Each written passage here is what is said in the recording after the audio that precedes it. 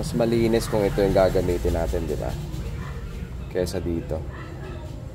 Ayan. Di ba? Mas maganda. Alright. Putulin lang natin dito so meron tayong dalawa. Ayan. Stainless pati ito. Mas maganda. Hello mga idol. Good morning. So, balik tayo dito. Ganap na yata ang alas 9 ng umaga or 9:30. Balik tayo dito sa ating ginagawa. So, ito yung bender. Sa mga di nakakalam, ito yung gumagawa ng U-bend. So, letter U, ito yung pinaka-arm na magbe-bend sa kanya. So, kulang pa to. Bala ko lalagyan ng tinitornilyo dito. Lalagyan ko ng bakal dito, flat bar pa ganun. Tapos itutornilyo natin dito para ito hindi gumagalaw. Stable ito. At the same time, since nakatornilyo siya, pwede natin siya matanggal pag tinanggal natin yung tornilyo. And gagawin natin, wala na akong flat bar dito na ganito kakapal or mas makapal. Hindi, meron yun siguro. Puputol na lang ako dito. Tapos ilalagay natin dito. Paglagay dito, saka natin bubutasan. Okay?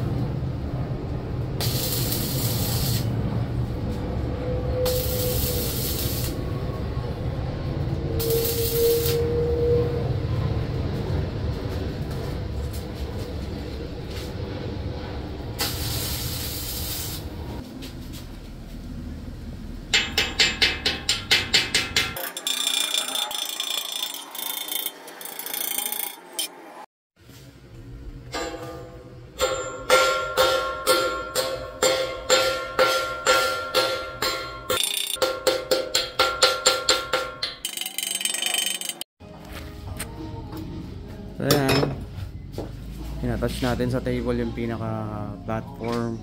Itinabi na natin yung gato. So ito na lang, pumutol ako ng ganito. Lagyan natin dito extra tibay sa kabila niya. Ito yung sa kabila. Okay, weldingin ko na lang.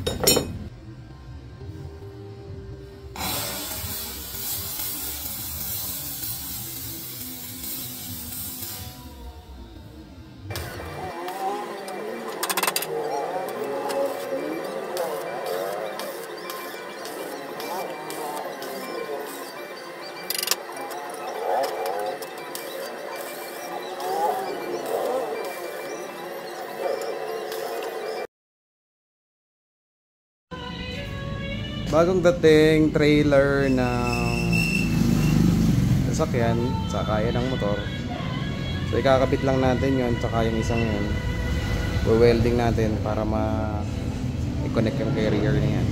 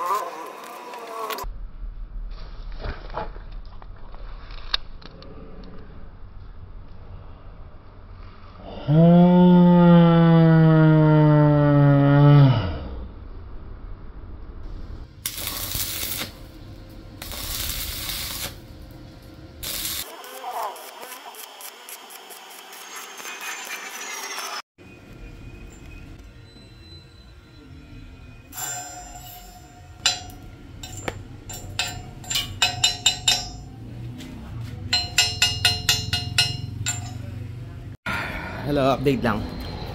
So ito, yung tinanggal natin kanina. Dito natin siya lalagay. Additional support. Dito. Tignan lang natin kung sasakto yung nut dito. Kung makakasagabal siya. Kung makakasagabal siya, hindi na lang.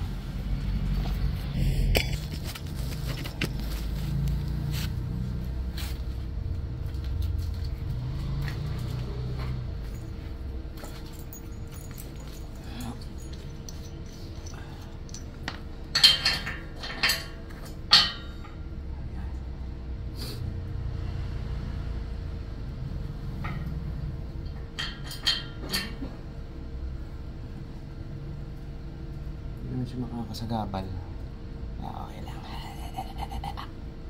So yun na guys, welding na natin. Support sa kabila, support din. Okay. Kung motor lang ang dadalhin, hindi na bibitaw sa motor yan. Promise. Kaya nga pala may jack, support yan. Kasi pag welding mo yan, iinit yan, kukulot yan, gaganon yan, mawawala sa line. So tatanggalin natin yung jack tsaka yung support na yun pag lumamig na siya. Goods. Mga basher ng welding ko dyan, yung mga basher, pass nyo na. Thank you. Drop ng 3:30 ng hapon. So ayan, medyo mainit pa yan kaya hindi ko pa tinatanggal yung brace. Yung brace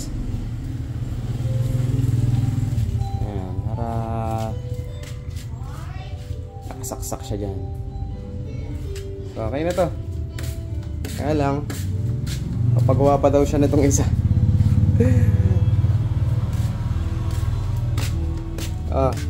Bas nyo na yung welding ko. Session na kayo, ilang nakayanan ko eh. Magandang hapon at bukas ulit. Salamat.